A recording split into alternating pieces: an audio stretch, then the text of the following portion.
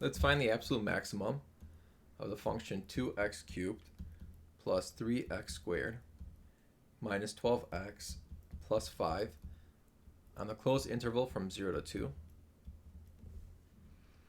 So in order to do this, we have to take the derivative. So the derivative of this is 6x squared plus 6x minus 12.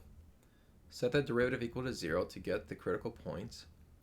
I'm going to divide both sides by 6 to get x squared plus x minus 2 is 0. And so this is going to factor as x plus 2, x minus 1.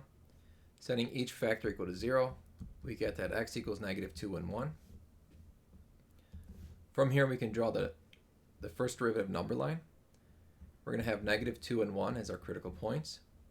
But note, we only care about 0 to 2. So let's limit this from 0 to 2.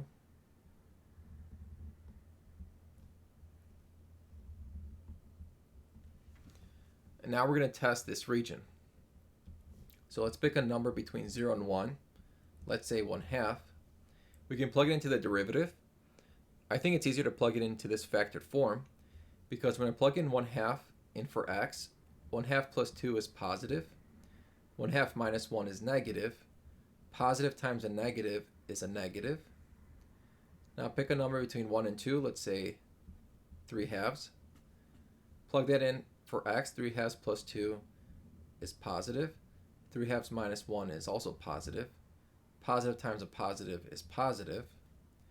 So whenever you have a positive derivative, that means your function is increasing. Whenever you have a negative derivative, it means the function is decreasing. So it's pretty obvious to see that at x equals 1, you have a local minimum. But the question is, what's the absolute maximum? Well, it's either going to be 0 or 2, because the idea is you start at 0, you decrease, and then you increase back to 2. Now the question is, how much do you go by? Is 0 is where you start greater than where you end? So we can either have something like this or something like this. Okay. So we need to double check. So all you have to do is just plug it into the original equation. So plug in x equals 0. What do we get? Well, if x is 0, these cancel and we're left with 5. At x equals 2, what do we get? Well, 2 cubed is 8 times 2 is 16.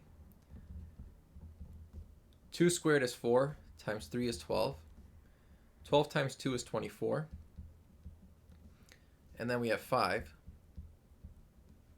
16 plus 12 is 28. Minus 24 is 4.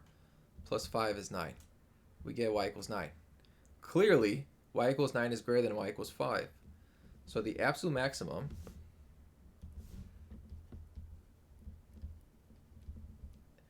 is 9, and that's going to be at the point x equals 2. And this is our answer.